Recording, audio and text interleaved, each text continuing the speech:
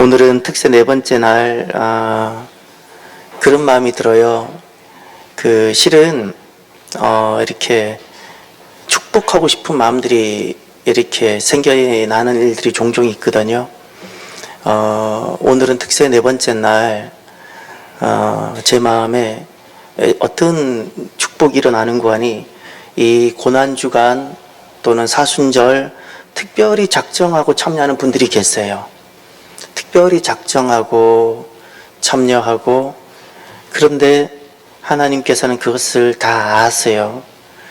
하나님께서 분명히 내게 부활의 그 기쁨과 또 하나님께서 주실 은혜가 있으셔서 우리를 부르셨어요. 많이 축복해요. 또 우리 가운데 특별히 금식 기도로 참여하는 분들이 계세요. 우리가 다들 한 끼씩 금식하고 이렇게 참여하기도 하겠지만, 이렇게 3일씩 금식하거나 처음으로 며칠씩 작정하고 지금 참여하는 분들이 계세요. 그분들 많이 축복해요. 어려울 수는 있는데, 믿음의 선한 도전들을 하는 것, 하나님은 귀하게 보세요. 많이 축복합니다. 금식 기도는 이렇게 하십시오. 꼭, 내가 금식 기도하는 것은 남들에게 알리지 말도록 하고요. 왜 그러면 그게 또 시험이 됩니다. 두 번째, 정말 신뢰될 만한 영적인 어머니 같은 아버지 같은 분들에게 2명, 3명에게 꼭 중보기도를 부탁하십시오. 중보기도를. 금식기도를 들어가는 순간 영적 전쟁에 들어가는 거예요. 그리고 꼭 중보기도를 하십시오. 그리고 더 중요한 건 세 번째, 금식기도 하실 때는 그냥 굶으면 금식이 됩니다. 금식이 되기 때문에 금식기도는 반드시 내가 금식기도한 중에는 기도의 재단과 말씀의 재단을 내가 쌓아야 돼요. 재단을 만들어야 돼요. 기도와 말씀 앞으로 내가 나가야 돼요. 그렇게 기도의 재단, 말씀의 재단을 내가 가정에서든 이런 공적 예배가 있으면 이런 예배를 통해서든 끊임없이 여기에 내가 참여를 시켜야 돼요. 그러면 어떤 일이 내게 일어나는가? 제 경험은 그래요. 누구든지 금식에 들어가면 막 내적 싸움, 막 엄청 어려운 게 많이 생겨요. 그러나 요 일정한 기간이 싹 들어가면 내 영이 너무나도 맑아지는 것을 딱 느껴요. 눈만 감으면 바로 하나님 임재 앞에 내가 들어가는 것을 경험하게 돼요. 그런 은혜를 하나님 주세요. 그때부터는 말씀이 그대로 되는 역사만 있는 거예요. 문제는 무엇이었어요? 내 육성이잖아요. 이 죄가, 내 안에 있는 죄가 항상 문제였잖아요. 이 금식은 이것을 다 죽이는 거거든요. 그래서 하나님의 뜻이 그대로 이루어지는 거예요. 살면서 여전히 많이 어려움이 있어요. 그러면 하나님 앞에 작정을 하고 주님 앞에 내 육성을 죽이는 금식의 시간을 가져보십시오. 모든 믿음, 교회의 전통에 보면 이것은 굉장히 귀하고 소중한 것으로 다려져 왔습니다. 오늘 특세 네 번째 날입니다. 우리 주제를 오늘 한번 같이 읽어볼까요? 말씀이여 살아나게 하소서. 무엇이 우리를 살게 할까요? 말씀입니다. 내가 내 영혼이 요즘 이렇게 시험 들거나 어려운 이유가 있다면 무엇일까요? 밥을 안 먹었을까요? 내 주변에 아는 사람이 없었을까요? 지금 내게 무엇이 멀기 때문에? 말씀. 내가 살아나고 있다면 그 이유가 무엇일까요? 내 안에 말씀이 내 안에 거하기 때문에.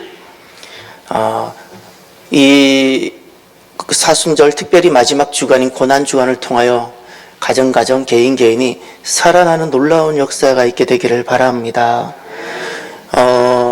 성경은 구속사의 관점으로 봐야 됩니다. 왜냐하면 하나님은 우리의 구원을 위해서 두신 말씀이기 때문에 그렇습니다.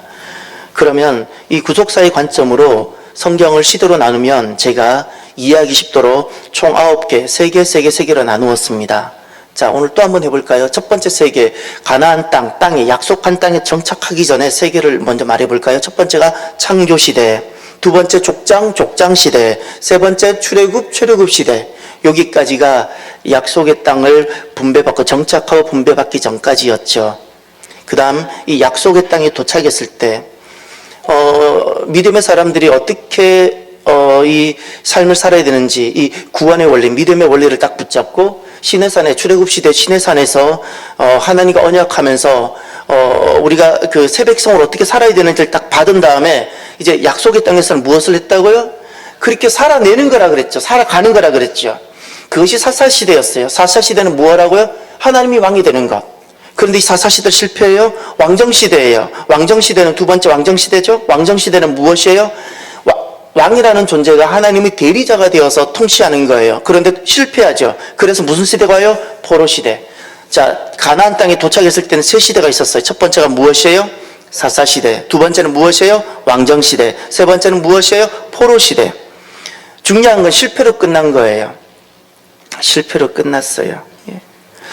실패로 끝나고 그 다음 신약 시대로 이제 들어가는데 그 중간에 중간기라고 침묵 시대가 있어요. 침묵 시대. 그리고 예수님이 오시죠? 복음 시대. 그리고 예수님이 떠나시면서 약속하신 것이 있어요. 그게 교회예요. 교회 시대예요. 이렇게 교회 시대는 끝이 나요. 그러면 질문 하나 드릴게요. 오늘날 저와 여러분은 어디쯤 있나요? 창조 시대에 있나요? 족장 시대에 있나요? 출애굽 시대에 있나요? 사사 시대에 있나요? 왕정 시대에 있나요? 포로 시대에 있나요? 침묵 시대에 있나요? 복음 시대에 있나요? 교회 시대에 있나요? 어디에 있나요? 교회 시대에 있죠. 그럼 시간으로 보세요. 이것은 어디쯤이에요? 종말이에요. 그래서 그리스도 안에 있는 사람은 항상 오늘이 종말이어야 돼요. 교회 시대 이후에는 아무것도 없어요. 교회 시대가 마지막이에요. 교회는 구원의 마지막 방편이에요. 하나님께서는 교회를 통해서 모든 것을 이루시고 성취하실 거예요. 여러분 오늘 그 침묵 시대를 잠깐 말씀을 먼저 생각해 보세요. 침묵이라는 것은 입을 닫고 있으면 침묵일까요? 예, 어둡다는 뜻입니다. 어둡다는 뜻이에요. 왜 어두울까요? 시력이 밝지 못했어? 그럼 안과 가면 되겠네요. 말씀이 없기 때문에. 말씀이 없기 때문에 어둠이 오는 거예요. 그건 간단해요. 이제 보세요. 어두워요. 왜 어둡죠? 여기 본당에도 불을 다 끄면 깜깜해요. 문을 닫고 불을 끄면 정말 깜깜해요. 왜 어둡죠?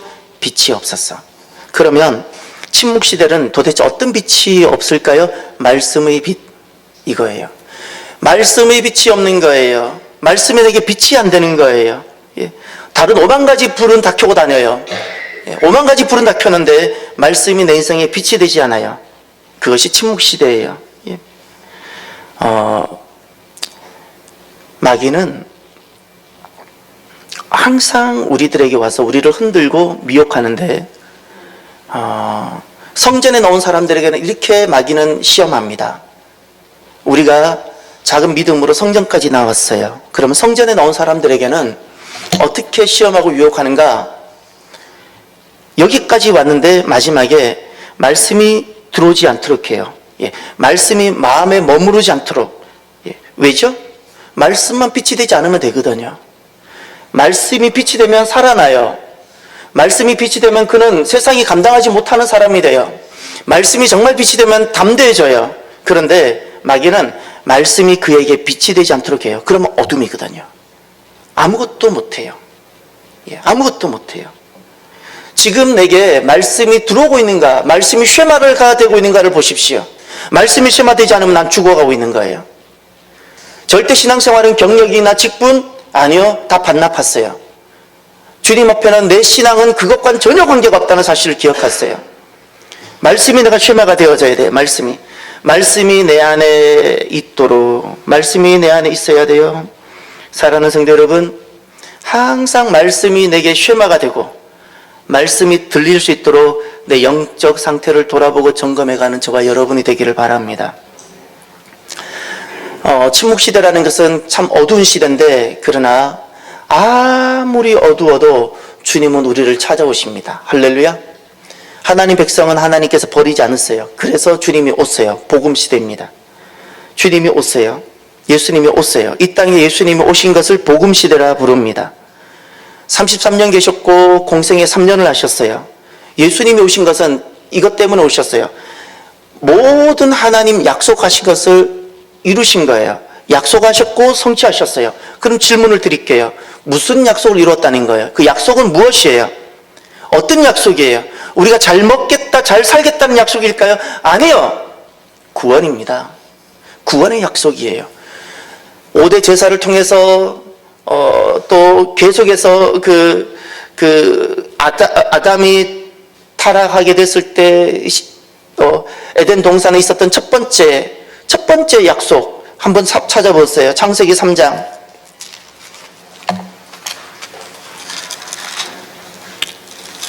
15절.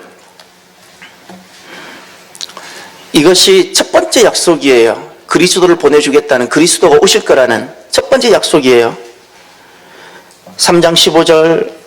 내가 너로 여자와 원수가 되게 하고 내 후손 또 여자의 후손과 원수가 되게 하리니 여자의 후손은 내 머리를 상하게 할 것이요 너는 그의 발꿈치를 상하게 할 것이니라 하시고. 아멘. 여기에 예수님이 보이고 십자가가 보입니까? 여기 예수님이 보여야 되고 십자가가 보여야 돼요. 예수님이 보이지 않으면 난 아직 눈이 어두운 거예요. 십자가가 보이지 않으면 난 아직도 눈이 어두운 거예요. 여기 예수님이 어디 계세요? 여자의 후손이에요. 모든 사람은 남자의 후손이에요. 남자 씨로 오잖아요. 그런데 남자의 씨가 없이 오는 여자의 후손이 있는 거예요. 그 여자의 후손이 누구예요? 예수 그리스도예요. 그러니 아담이 이렇게 타락하게 됐을 때, 범죄했을 때 이미 주님은 약속하신 거예요. 그리스도가 올 거라는 거예요. 그리스도. 이런 모든 약속, 그리고 발꿈치를 상하게 하겠다는 것이 십자가 사건이에요. 발꿈치를 상하게 하겠다는 거. 왜 발꿈치만 상해요? 부활이 있기 때문에. 마귀는 우리에게 발꿈치는 상하게 해도 왜 우리를 더 이상 해하지 못해요? 우리 생명을 해하지 못해요? 생명은 주님의 것이고 우리는 부활이 있기 때문에. 할렐루야. 예. 모든 약속을 성취하신 거예요. 주님께서 이 땅에 오셨다는 것은 여행하러 오신 것이 아니에요. 인자가 온 것은 섬기러 왔다 그랬죠. 그 섬김을 남의 시중 드는 걸로 여기지 마세요. 이것을 뺀 모든 것은 종교적인 것이고 인본주의예요. 섬기든 것이든 어떤 것이든 교회에서 수많은 일을 해도 구원을 생략한 섬김, 그건 인본주의예요. 그건 종교주의예요. 종교주의. 주님이 우리를 섬기러 왔다고 했던 것은 남의 일 뒤 봐주기 위해서 오셨다는 것이 아니에요. 그 섬김은 십자가예요. 십자가. 구원이라고요. 구원. 우리 구원을 위하여 오셨다는 거예요. 그래서 주님은 모든 구약에 상징적으로, 그림자로, 그리고 말씀으로 끊임없이 하셨던 그 구원의 약속을 주님께서 오셔서 성취하신 거예요. 어떻게? 십자가로. 그 십자가라는 것은 대신 값을 지불하시는 거예요. 빚은 내가 졌는데 예수님께서 대신 그 빚을 갚아주셨다는 겁니다. 이 십자가가 이루어지기 위해서 어떤 일이 있었는가? 요한복음 1장을 가보십시오. 요한복음 1장. 왜 그동안 십자가가 이루어지지 못하는가? 왜 그 어떤 경건한 사람도 이런 일을 할 수 없는가? 이유가 있어요. 요한복음 1장 1절을 보세요. 지금 예수님이 누구인가를 여기서 설명합니다. 태초에 말씀이 계시니라. 이 말씀은 헬라어로 로고스입니다. 로고스는 하나님인데 사람에게 온 중재자와 같은 그런 개념으로 쓰여진 헬라 철학에 있는 것을 빌려온 단어예요. 빌려온 단어. 설명하기 위해서, 그리스도를 설명하기 위해서 빌려온 단어예요. 그리고 이 말씀의 뜻은 우리가 보고 있는 성경 말씀을 뜻하기보다 그리스도를 비유하고자 쓰여진 비유적 표현이에요. 자, 태초에 말씀이 계시니라. 로고스가 계시니라. 이 말씀이 하나님과 함께 계셨으니 이 말씀은 곧 누구시라고요? 하나님이시라. 요한복음 1장 1절에 그리스도가 헬라 철학에 있는 로고스처럼 어떤 하나님이 사람에게 오는 분이 계신데 그분이 그리스도라는 거예요. 그런데 그 그리스도는 누구라고 말하고 있죠? 하나님. 이것을 먼저 전제해요. 이것을 먼저 말씀하고 있어요. 예수님이 하나님입니다 이야기해요. 질문을 드립니다. 왜 십자가 사건이 이루어져야 되는데 하나님이셔야 되죠? 왜 사람은 그게 불가능하죠? 왜 사람은 십자가가 불가능할까요? 5대 제사를 기억해 보세요. 희생제물, 다 희생제물에 이런 표현이 있어요. 흠이 없고라는 표현이 있죠. 흠이 없고, 1년 되고, 흠이 없고. 이 모든 제사는 예수님의 십자가를 예표하고 있는데, 사람은 흠이 있어요. 자기 문제도 해결하지 못하는데, 무슨 대속을 내요? 흠이 있는 거예요. 그래서 흠이 없는, 죄가 없는 분이어야 돼요. 그래서 하나님이셔야 돼요. 할렐루야. 그래서 하나님이셔야 되는 거예요. 그래서 예수님이 하나님이심을, 죄가 없는 분임을 말씀하고 있는 거예요. 그런데 14절 보세요. 1장 14절. 말씀이 육신이, 이 말씀은 누구라고요? 그리스도, 예수님. 말씀이 육신이 되어 우리 가운데 거하심에, 아멘. 그런데 말씀이 하나님이신 예수님이 누가 됐다고요? 육신, 사람이 되셨다 그랬어요. 사람이 되셨다고.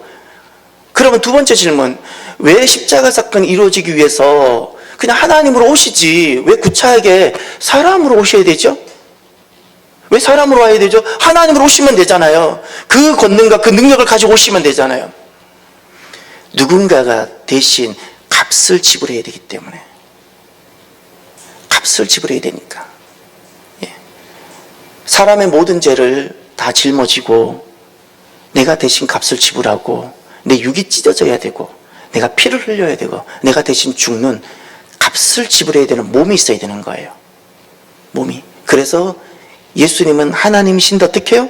사람으로 오셨어요. 그래서 여기서 너무나도 중요한 신앙 고백이 나와요. 우리가 믿고 따르는 예수님은 완전한 하나님이시고 어떻다고요? 완전한 사람이세요. 완전한 하나님이시고 완전한 사람이 아니면 십자가는 불가능합니다. 십자가는 불가능해요. 완전한 하나님이 완전한 사람이 되고, 그리고 마귀의 입을 쏙 닫아버린 것이 하나 있는데 29절을 보세요.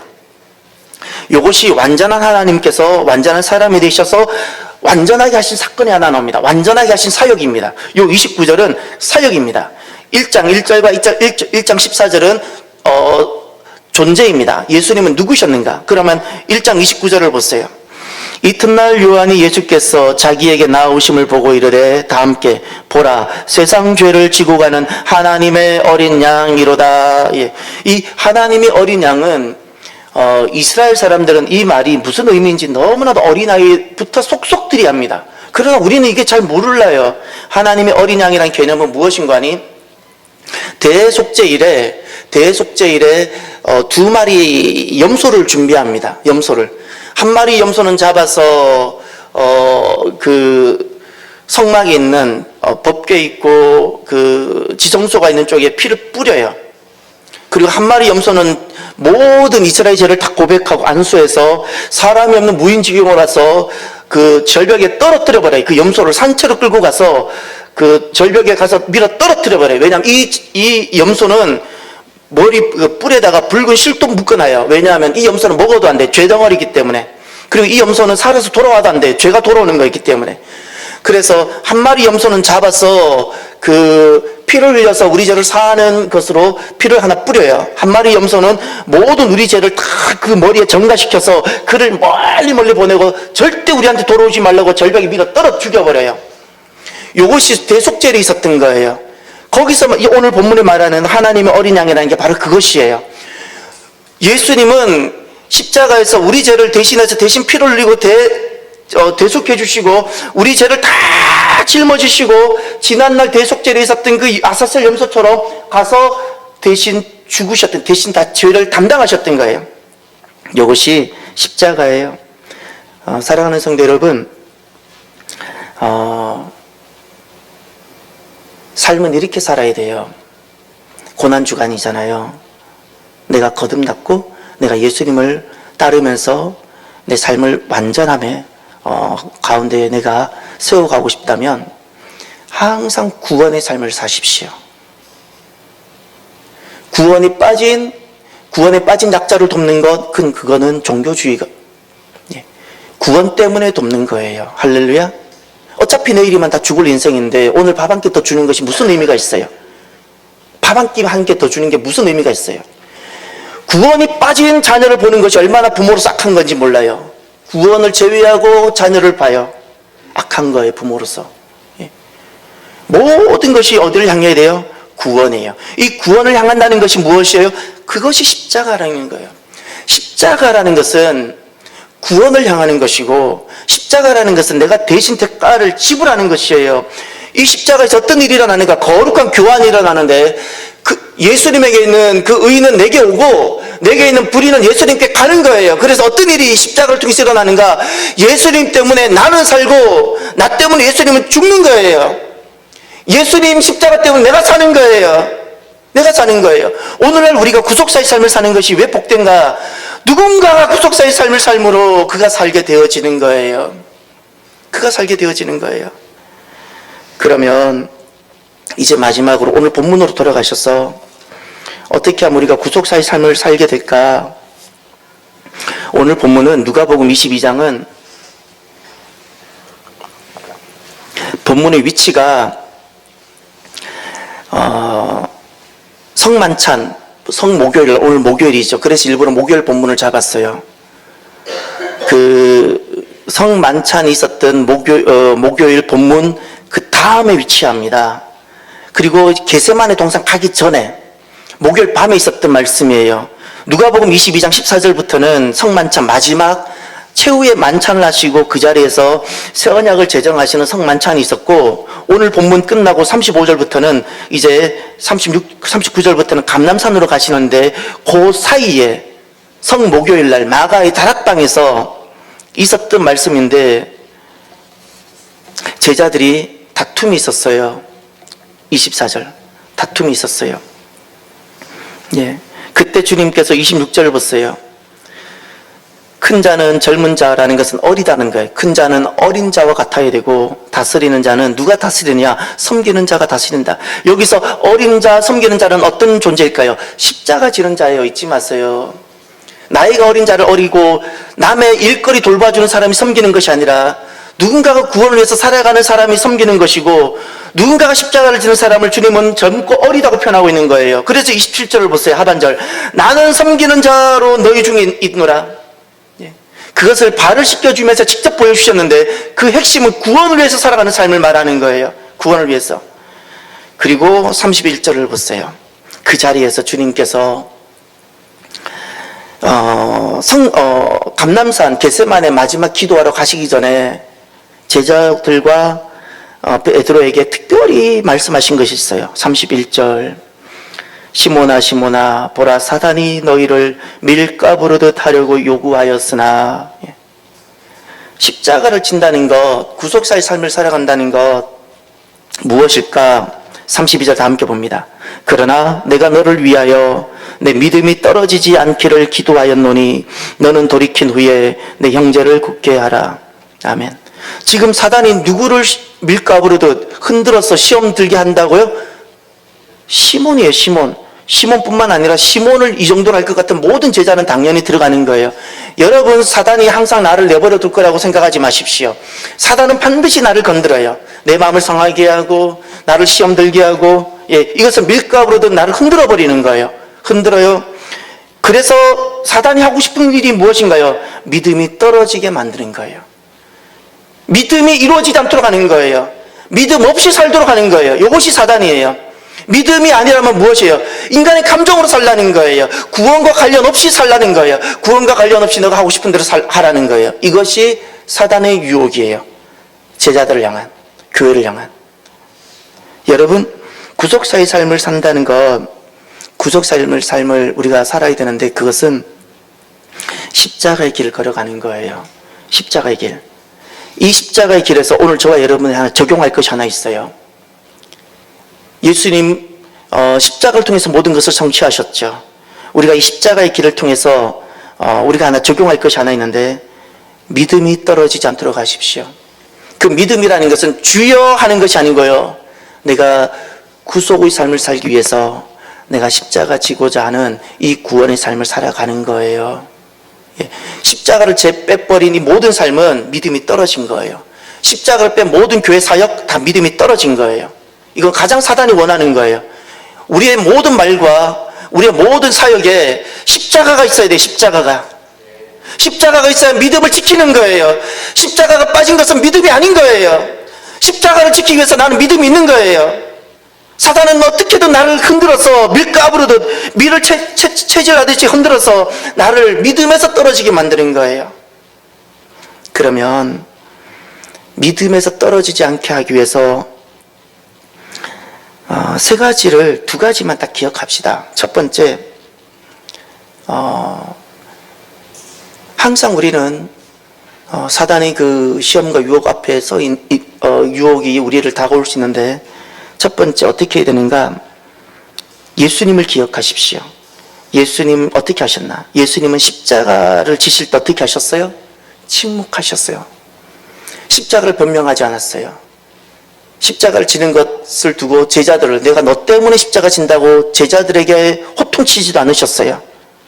그리고 로마 군정들, 이 악한 사람들에 대해서도 주님은 악이다 말도 하지 않으셨어요. 예수님은 어떻게 하셨어요? 십자가를 지는데 침묵하셨어요. 침묵하셨어요. 우리가 왜 이 십자가를 지는데 내 믿음이 떨어지지 않기 위해서 침묵해야 될까? 우리가 알잖아요. 무엇이 문제예요? 내 육성이 문제잖아요. 육성의 근본은 무엇이죠? 죄잖아요. 내 이 육성과 죄성이 무엇을 결국 막는 거 아니? 십자가 구원사에게 가장 큰 걸림돌이고 십자가를 막아요. 그래서 우리가 할 수 있는 것이 있어요. 그래서 입을 닫아보는 거예요. 절대 세상의 원리로는 구원은 이루어지지 않아요. 세상의 원리로 교회를 가지고 들어오고 세상의 원리로 사람을 만나면 이렇게 됩니다. 포도원을 허는 여우짓을 내가 하는 거예요. 포도원을 헐어요. 나는 이거 포도원을 세운다고 생각하지만 포도원을 헐어요. 헐어요. 그래서 침묵을 하고 내 육성을 돌아봐야 되는데, 이 침묵하는 데 있어서 너무나도 귀한 것이 그래서 금식인 거예요. 여기 이제 장로님들도 계시고 권사님들도 계시고 오늘 찬양하신 또 여기 안수 집사님들도 계시고 재직들이 있죠. 여러분들은 오늘날 내가 걸어가야 될 구원을 위해서, 십자가를 위해서 얼마나 금식하시나요? 내 몸을 위해서 좋은 것은 그렇게 먹는데 정말 내가 믿음이 떨어지지 않기 위해서 얼마나 여러분들은 금식하시나요? 금식 외에는, 죄송하지만 금식 외에는 내 육성이 죽어지는 법이 없어요. 육성이 안 죽어져요. 날마다 땅의 것을 먹으면 육성만 더 길러지는 거예요. 육성의 힘으로는 믿음은 떨어져요. 얼마나 금식하고 계세요? 나를 돌아봐야죠. 두 번째, 어떻게 해야 믿음이 떨어지지 않는가? 하나님 앞에 항상 나를 세우십시오. 오늘 본문을 다시 보세요. 32절. 그러나 내가 너를 위하여 내 믿음이 떨어지지 않기를 기도하였노니, 주님께서 우리를 위해서 기도하세요. 주님께서. 그리고 이렇게 말씀하세요. 너는 돌이킨 후에 내 형제를 굳게 하라. 예. 믿음이 떨어지지 않기를 주님은 기도하세요. 예. 그리고 이렇게 너는 돌이킨 후라 그랬죠. 돌이킨 후에 형제를 굳게 하라. 형제라는 것은 교회를 말하는 거예요. 믿음의 공동체를 말하는 거예요. 이제 여러분 말씀을 좀 보셔야 돼요. 어디를 보시면, 조금 앞으로 가셔서 21장으로 갔어요. 21장 34절. 믿음이 떨어지지 않기 위해서 하나님 앞에 나 자신을 세운다는 것이 무엇인가? 34절에 보면 종말을 말씀하시면서 종말을 마무리 지으면서 이렇게 말씀하셨어요. 종말에 대한 결론이에요. 너희는 스스로 조심하라. 그렇지 않으면 방탕함과 술 취함과 생활의 염려로 마음이 둔하여지고, 거기 밑줄 치세요. 마음이 둔해져요. 금식을 하면 마음이 살아나요. 입을 닫으면 마음이 살아나요. 하나님 앞에 나 자신을 쏘면 마음이 살아나는데 염려, 방탕, 세상의 취함, 마음이 둔해지는 거예요. 36절을 보세요. 이러므로 너희는 장차 올 이 모든 일을 능히 피하고, 그 다음 밑줄 치세요. 인자 앞에 서도록 항상 기도하며. 하나님 앞에 서는 방법은 기도 외에는 방법이 없어요. 기도 외에는 방법이 없다고요. 하나님 앞에 서지 않고 이 구원의 역사를 이루어갈 수 있다고요? 그것이 세상의 원리예요. 제발 교회를 세상의 원리를 가지고 들어오지 마십시오. 하나님 앞에 먼저 서야지요. 내가 어떤 일을 두고 하나님 앞에 먼저 서야지요. 세상에서 내가 그렇게 왔던 방식으로 교회 일을 하려고 하지 마십시오. 그리고 어디를 보셔야 되는 거 아니? 너무나도 중요한 말씀이 있어요. 22장 22절로 갔어요. 22장 22절. 가룟 유다에 대한 말씀인데, 하나님 앞에 세우지 못한 가룟 사람이 있는데 그가 가룟 유다예요. 22장 22절. 인자는 이미 작정된 대로 가거니와, 이 말은 무슨 말인 거 아니? 하나님의 목적대로, 하나님은 결국 하나님의 열심과 하나님의 그 열심 가운데 하나님이 그 모든 구원과 목적을 성취하신다는 뜻이에요. 그 다음 보세요. 그를 파는 그 사람에게는 이것은 믿음이 떨어지고 믿음을 지키지 못한 사람을 말하는 거예요. 화가 있으리로다. 여러분, 내가 주의 일을 하고 안 하고 상관없이 주님은 모든 일들을 목적대로 성취해 갔어요. 내가 믿음을 지켜야 돼요. 잊지 마세요. 지난날 가룟 유다는 믿음이 떨어졌고 12사도가 될 수 있는 그 자리에서 그는 결국 그것을 잃어버렸어요. 예. 그리고 40절을 보세요. 22장 40절.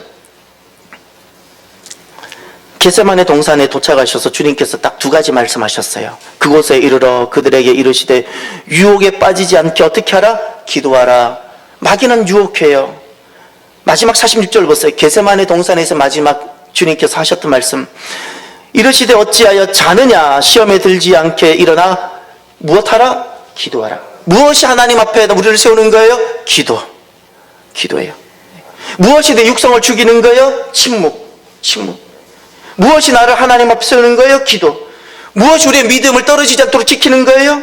육성을 죽이는 침묵과 기도를 통해 하나님 앞에 나 자신을 세우는 것. 이 땅에 수많은 일이 일어나는데 때로는 설명이 안 되기도 하고 때로는 아프기도 한데, 여러분, 어떻게 해야 믿음이 떨어지지 않는 그런 믿음을 지키는 결국 구원의 삶을 내가 살아갈 수 있을까요?